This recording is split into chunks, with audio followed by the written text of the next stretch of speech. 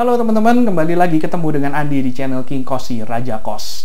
Video hari ini saya akan memberikan suatu tips bagaimana supaya peralatan kamar mandi yang biasanya terbuat dari chrome itu ya, entah dari stainless steel atau entah dari chrome itu supaya awet gitu.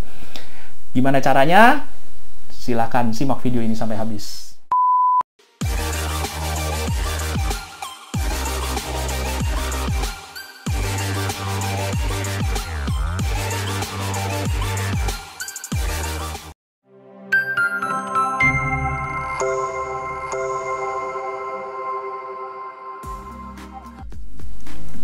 Teman-teman kalau ke hotel ya, kalau sering nginep di hotel, teman-teman kan sering ya lihat kamar mandinya, lihat keadaan keran mixernya, kepala showernya, terus ada juga misalnya tempat sabunnya yang terbuat dari stainless steel gitu, itu kok bagus gitu ya, padahal mungkin hotelnya itu bukan hotel baru, hotelnya udah lama, udah puluhan tahun, tapi kenapa masih kelihatan bagus gitu ya. Nah, sebenarnya rahasianya hotel itu perlengkapan atau aksesoris kamar mandinya itu masih bisa bagus dan awet karena apa sebenarnya? Karena dibersihkan setiap hari ya. Nah, cara membersihkannya itu juga ada, nanti saya akan bahas di video ini juga di belakang. Kita mau bandingkan sama kos-kosan ya. Kenapa kos-kosan itu kok ini sih kalau di kos-kosan saya ya, nggak tahu kalau di kos-kosan teman-teman mungkin perawatannya lebih bagus gitu. Tapi kalau di kos-kosan saya, keran mixer itu cepat sekali berkerak ya, berkerak atau bahkan kalau yang udah parah itu berkarat gitu.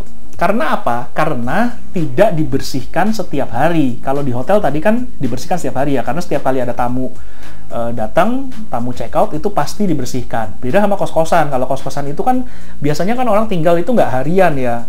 Biasanya long stay, ada yang sebulan, ada yang bisa sampai 1 tahun, bahkan ada yang bisa bertahun-tahun. Dan biasanya ada kemungkinan anak kos itu keberatan kalau kita mau membersihkan kamar mandinya atau kamarnya gitu. Makanya di tempat saya sebenarnya sekarang saya kebijakannya mengharuskan semua anak kos saya itu minimal 1 minggu sekali itu kamar mandi atau kamar itu harus mau dibersihkan apapun yang terjadi gitu. Karena apa? Karena saya tidak mau terjadi seperti ini nih.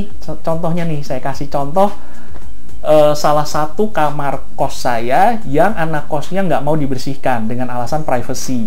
Jadi tuh hampir 1 tahun dia tinggal di kos tersebut, di kamar tersebut, tidak mau dibersihkan, dan akhirnya pada saat check out, gambarnya itu seperti yang teman-teman tadi lihat ya, jorok banget. Nah itu susah sekali kalau udah kondisinya berkerak seperti itu, akan susah sekali untuk membersihkan seperti semula gitu. Kita harus pakai chemical atau cairan yang cukup keras dan harganya cukup mahal supaya minimal bisa mengembalikan ke kondisi yang semula gitu. Dan itu tetap nggak bisa kembali ke kondisi semula.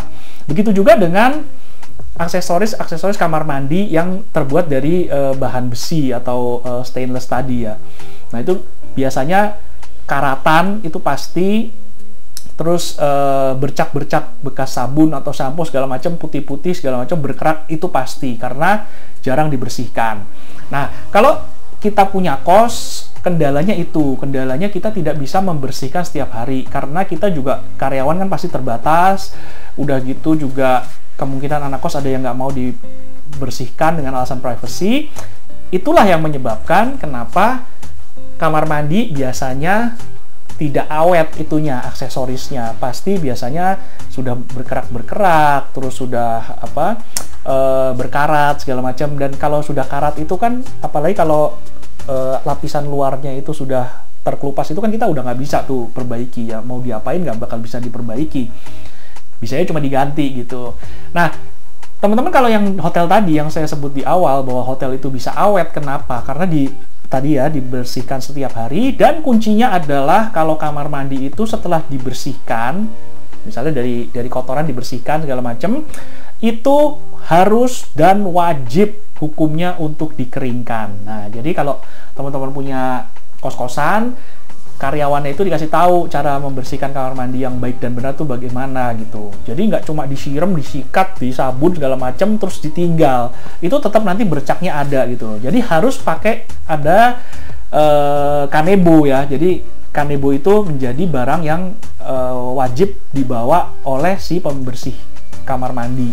Jadi pada saat kamar mandi sudah disikat, dicuci segala macam, sudah bersih, itu harus dikeringkan. Nah, kuncinya itu ya, tipsnya itu dikeringkan supaya dia tidak berbercak-bercak dan dia membuat bahan yang besi itu dia awet, tidak karatan. Tapi kalau misalnya kejadiannya sudah terlanjur berkerak yang cukup tebal, sebenarnya ada caranya untuk membersihkan. Ini saya kasih video klip salah satu karyawan saya yang sedang membersihkan ya, teman-teman bisa lihat caranya.